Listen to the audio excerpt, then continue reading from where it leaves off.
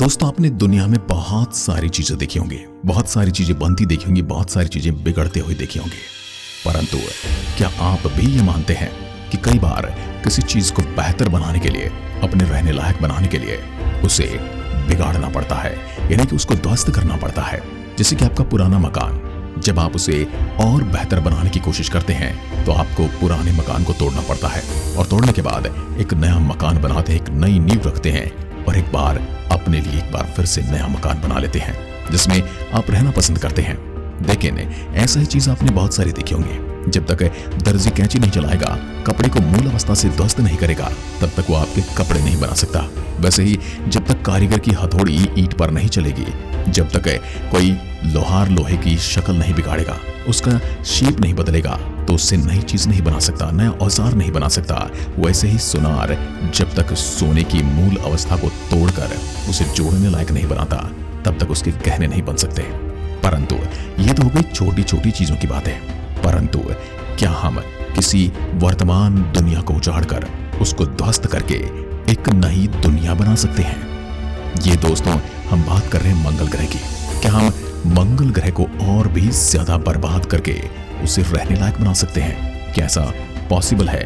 आज की वीडियो में हम इसी पर चर्चा करेंगे। दोस्तों, मंगल ग्रह कोई आपका मकान तो है नहीं कि चार लोग आए और उन्होंने तोड़ के इसको फिर से बना दिया। इसके लिए एक बहुत बड़े विध्वंसक हथियार की जरूरत पड़ेगी और आज के जमाने में सबसे ज्यादा विध्वंसक क्या हो सकता है? Nuclear bomb.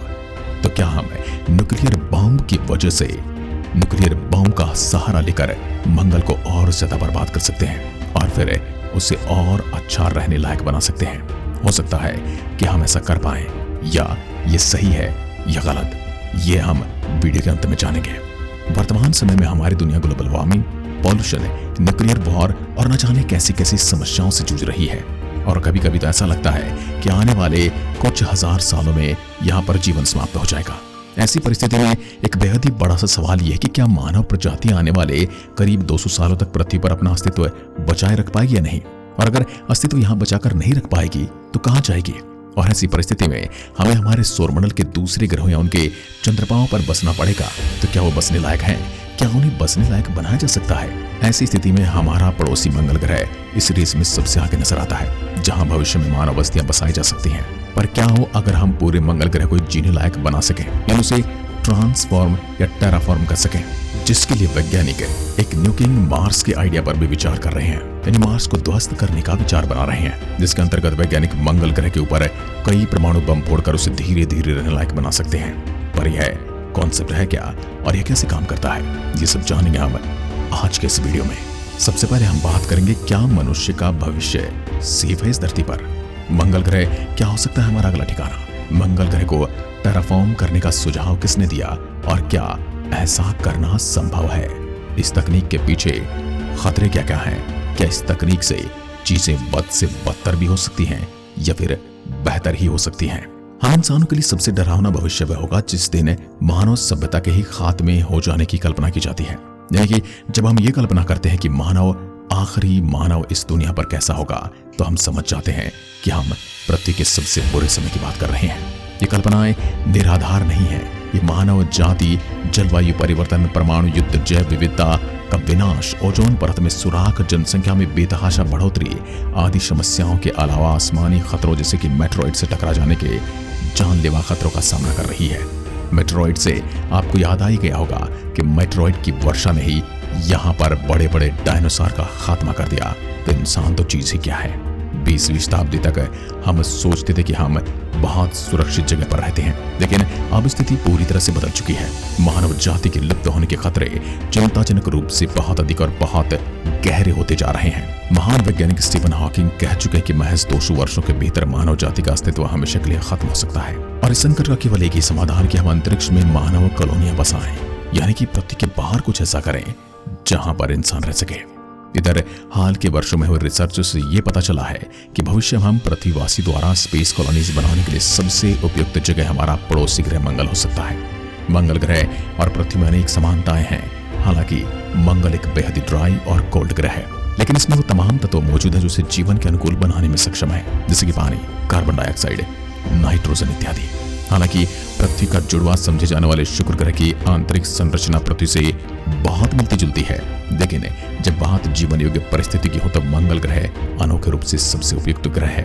मंगल अपनी धुरी पर लगभग पृथ्वी जितने ही समय में घूमता है। पृथ्वी की तरह मंगल पर भी वायुमंडल मौजूद है जो कि काफी पतला है और यहाँ का गुरुत्वाकर्षण बल भी मानव जीने के लिए काफी सटीक है।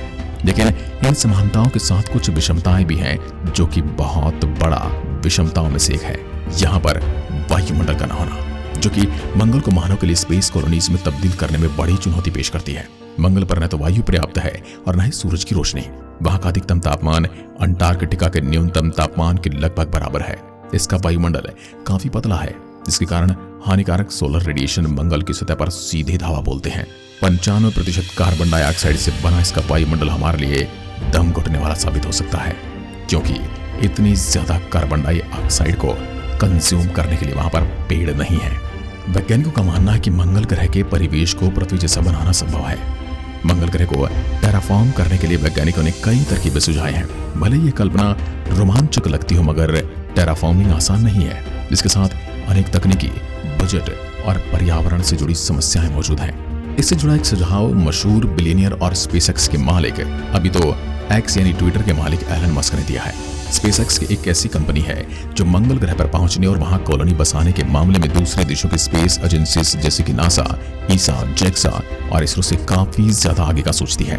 ये कंपनी केवल 17 साल पुरानी है, लेकिन दुनिया भर में सैटेलाइट लॉन्च करने के मामले में अपना दबदबा बनाए हुए है। जहां पर कोई भी इंटरनेट सेवा काम नहीं करती, वहां पर स्पेसएक्स काम करती है। वहां पर स्टारलिंक काम करती है। स्पेसएक्स के मुखिया एलन मस्क का यह मानना है कि मंगल ग्रह के पोल्स के ऊपर मौजूद एटमॉस्फेयर पर परमाणु हथियारों से विस्फोट किया जाए तो मंगल ग्रह को फिर से रहने लायक बनाया जा सकता है। लेकिन उनके प्लान के अनुसार न्यूक्लियर एक्सप्लोजन मंगल ग्रह के ऊपर किसी आर्टिफिशियल सन की तरह काम करेगा, जो कि इसके बर्फीले ग्लेशियर को पिघला देगा। साथ ही परमाणु हथियारों के विस्फोट से कार्बन डाइऑक्साइड निकलेगा, जो कि इसके एटमॉस्फेयर को पूरी तरह से ढक लेगा, जिसके ग्रीन हाउस प्रभाव पैदा होगा जो मंगल के ठंडे जलवायु को धीरे धीरे गर्म कर देगा। साथ ही कार्बन डाइऑक्साइड के चलते इसका पतला एटमॉस्फेयर धीरे धीरे मोटा होता चला जाएगा, जिसके जरिए हम मंगल ग्रह को कुछ सैकड़ों सालों में फिर से रहने लायक और हरा भरा बना सकते हैं। परंतु क्या इसका ग्रीन हाउस इफेक्ट से शुक्र ग्रह जैसा भी बना सकता है? क्योंकि संभावनाएं कुछ भी हो सकती हैं। उस स्टेज में तो ये और भी बुरी बात होगी।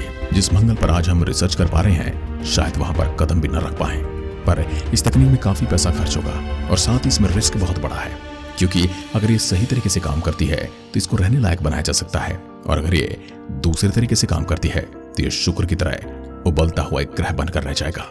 वैज्ञानिकों का कहना है कि भले ही सुनने में तकनीक जितना आसान और रोमांचक लगता है वो उतना है नहीं।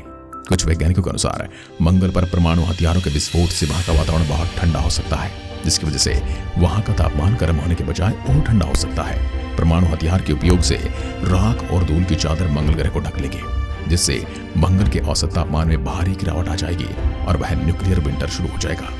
यानी कि सूर्य की रोशनी उस तक बिल्कुल भी नहीं पहुंचेगी और फिर वो और भी ठंडा हो सकता है।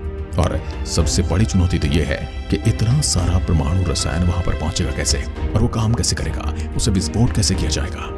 साथ ही इस तकनीक के जरिए मंगल ग्रह के एटमॉस्फेयर और उसके सरफेस पर रेडिएशन फैलने का खतरा भी मौजूद है, जो कि हमारे भविष्य के इकलौते उम्मीद यानी मंगल ग्रह को तबाह कर सकता है। और दूसरी बात है, जितने बड़े रसायन इतने बड़े न्यूक्लियर वेपन्स को ले जाते समय अगर ये धरती के आसपास ही फट गए तो हम न घर के रहेंगे और न घाट के। शायद हमारी पृथ्वी ही मंगल जैसी हो जाए। तो इसलिए इसमें खतरा बहुत ज्यादा है। इस लिहाज से देखें तो मस्क के विचार बेहद भयानक है। बेहतर होगा कि हम मंगल पर कदम सावधानी से रखें और वहां जमीन के नीचे पनप रहे किसी माइक्रोबल लाइफ फॉर्म को तबाह न कर दें। हो सकता है कि वहां पर अभी फिलहाल कोई जीवन चल रहा हो जिसे हम परमाणु हमले के जरिए खत्म कर दें और एक बार फिर से बंजर को और ज्यादा बंजर बना दें। इसके बारे में आप क्या सोचते हैं? कमेंट में लिखकर जरूर बताइएगा। एक बार फिर मिलते हैं, तब तक के लिए नमस्कार, जय हिंद, जय भारत।